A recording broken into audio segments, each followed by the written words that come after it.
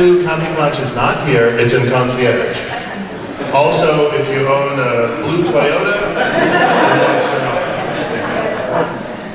Good morning and welcome to the 2015 Shirley Jackson Awards ceremony outline. Oh no, that's not.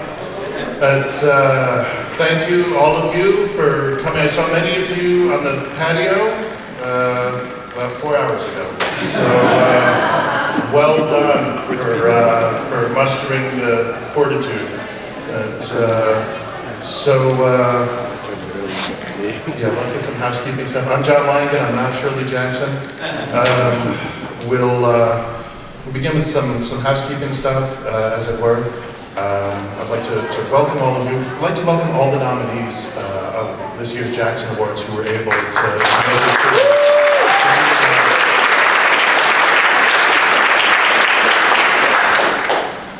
If you're here, would you mind standing up so everyone can, they applauded for you, so. Yeah.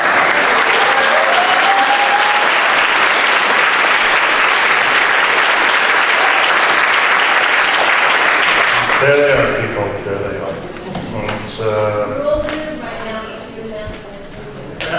You're not all winners right now.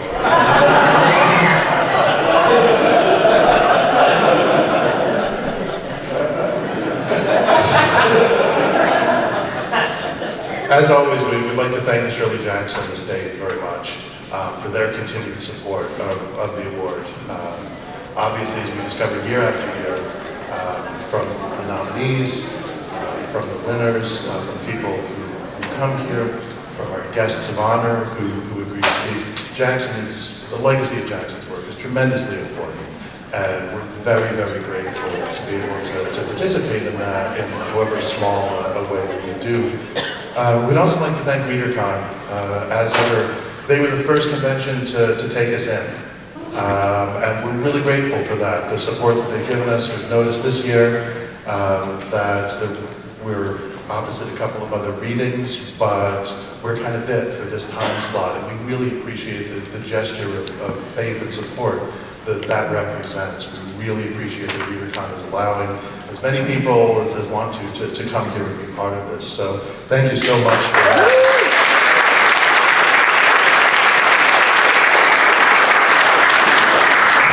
And I will also say, they've given us the support in a year that they've made a gigantic move. If you've ever moved house, anything like that, and you know how stressful moves are. So I feel this is above and beyond the call of duty. So I'd also like to thank, we have a board of advisors, I'd like to thank them. I'd like to also thank the publishing community who give us tremendous support in terms of sending us stuff when we ask for it. If you haven't, you know who you are, change your evil ways, okay? Because I don't want to have to name and shame, okay, but it'll happen. This year I'd also like to thank our jurors. Our 2015 jurors were Livia Llewellyn, Robert Shearman, Simon Kurt Unsworth, Bev Vincent, and Karen Warren. I think Livia's here, right? Where is she?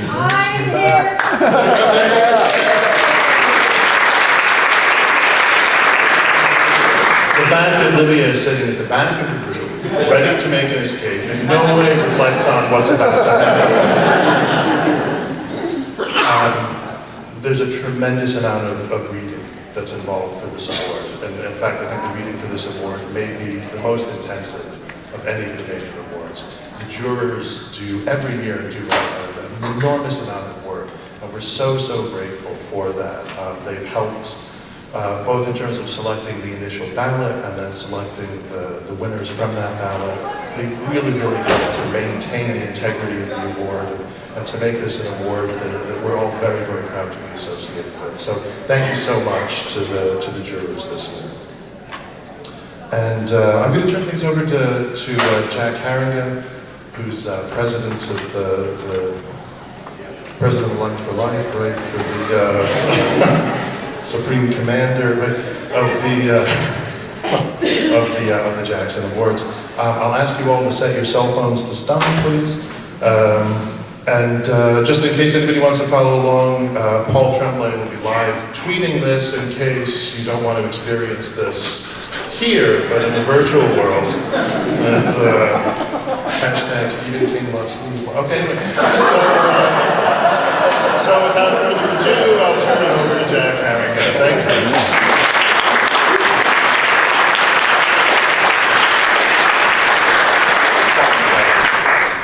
Thank you, John. I have to get my electronics while we're seriously going to ring the bell.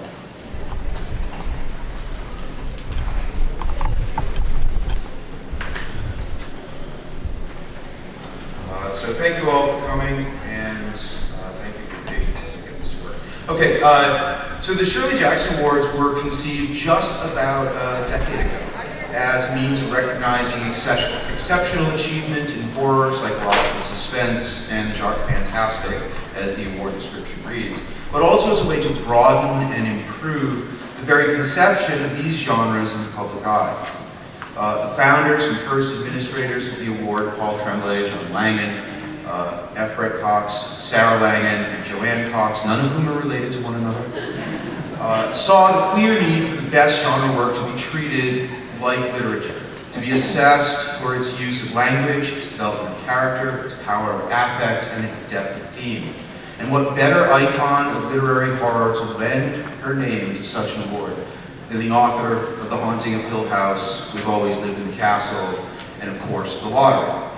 The Shirley Jackson estate graciously agreed, and nearly 10 years later, here we are. It has been my great pleasure and honor to serve on the board of advisors, the jury, and now as the president of the awards. December 14th, 2016 marks the centenary of Shirley Jackson's birth.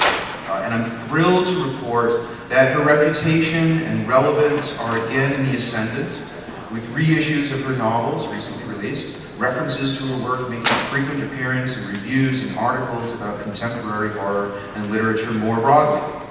I believe the awards have contributed to this Jackson Renaissance, I guess you'd call it, at least as much as we have benefited from.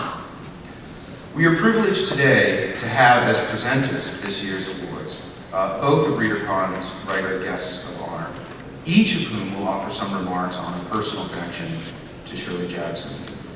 Both of them draw upon myth, legend, history, and genre traditions in some cases in a Jacksonian way, to craft stories as they create their own myths that delight and sometimes chill. But they do so with an attention to language and character that invite the descriptor literary, which is not an epithet. Catherynne M. Valente's novels have been nominated for Hugo, Rogue Fantasy, and Locus Awards.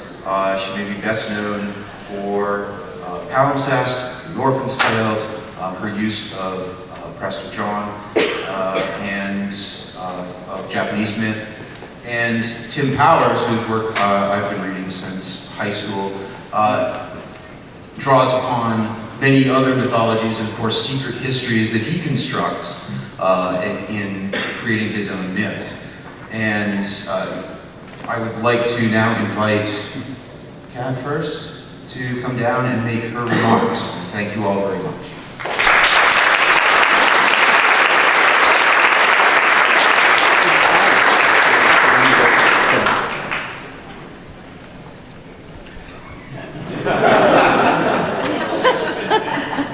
Small packages. I don't even know how to do the rock star thing of like talking while I adjust the mic.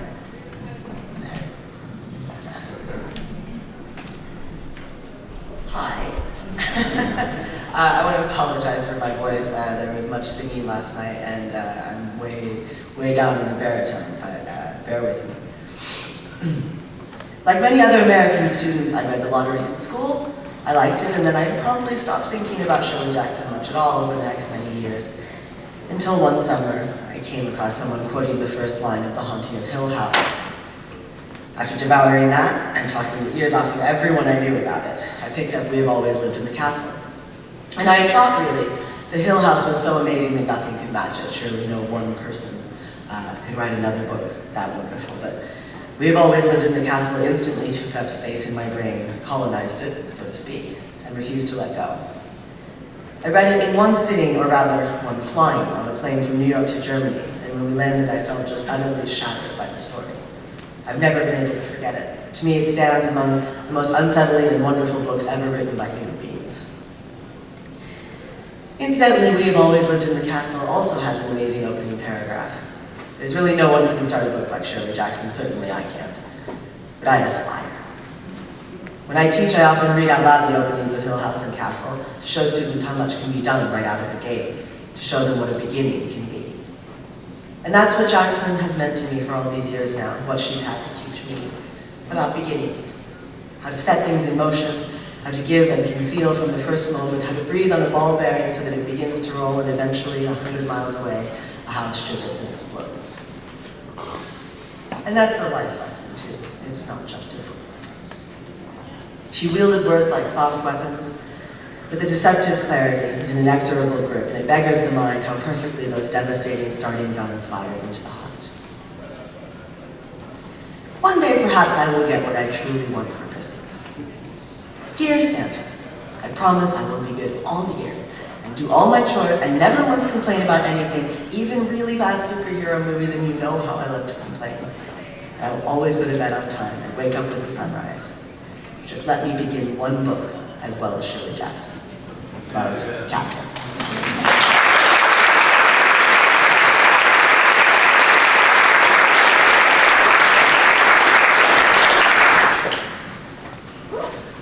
Oh, thank you. I think the one book everybody is familiar with of Shirley Jackson's, of course, is The Haunting of Hill House, in which supernatural busts through into the real world with alarming results. It's not quite clear, of course, whether there's real ghosts at Hill House who are hassling these people, or if it's Eleanor's telekinesis, which all by herself is writing on the walls and banging on the doors and all those things. But it is, in some way or other, supernatural intruding into our mundane real world. But looking at all of Jackson's work, I think you get the idea that it wasn't that hard a wall to crash. It's not as if the real world had a whole lot of solid, sensible resistance. And it's interesting to look at the real world that in that book, the supernatural intruded on. Her characters, when they are in simply mainstream, non-supernatural settings, are always ill at ease and uncertain of their identities. Somebody might think, I thought I lived here. I thought I baked that cherry pie. I knew somebody did. I guess it wasn't me. I thought I was getting married today. I knew somebody is. I thought it was me. Or I thought I was not the one who lived in this apartment and is selling furniture. Turns out I am. They don't seem to be very stapled down securely in their identities. Their emotions are genuine, but they miss the targets. They miss the appropriate targets. If you recall the story After You, Alphonse, this mother of a young boy who brings a friend home for lunch, and it's a black boy, is full of genuine pity and concern, which are completely misdirected. In another story in San Francisco, the heroine and her grandmother and mother are going to visit a ship, and they have this irrational fear of sailors. Genuine, but it's not an imaginary target, but an irrelevant target for all their alarms. You remember the story One Ordinary Day with Peanuts. You start by thinking, oh, isn't this a totally benevolent, altruistic, generous person? what a genuinely good, admirable person this protagonist is. And then you realize when she gets home, she and her husband will trade places, and now for a week she'll be malignant and cruel and vindictive. And you realize, oh, those weren't genuine. It looked like those other things. It looked like genuinely applicable emotions. No, it was smoke. It was flags blowing in the wind. It's a bizarrely unmoored, mundane world. Children are beasts. Happily, remember the story about the kid in the train and a stranger comes up and very weirdly starts talking about how he killed his sister and chopped her to pieces, and the little boy's thinking, cool, I got a little sister. And he's not in any way presented as bad, he's just merrily thinking it would be cool to chop his little sister up. In another story, the children happily, cheerfully think of schemes to cut their dog's head off. In the lottery, of course, when the choice gets down to the Atkinson family, so that they know one of the five of us, mom, dad, or one of us kids, is going to open a piece of paper and have the black spot. The two kids open their paper, see they don't have it, therefore mom or dad has it. But they merrily begin off to play hopscotch. And you think that children are weird in that mundane world. And ultimately, I look at stories like The Haunting or We Have Always Lived in the Castle, and those places, Hill House, or that house where Maricat and her sister Constance finally go to live. Remember, it's all burned up and ruined, but there's a couple of rooms you can still live in. That retreat from the real world starts to seem like the rational response, if any sort of rational response occurs in that strange reality. So, yeah, it's a very disorienting world to enter and kind of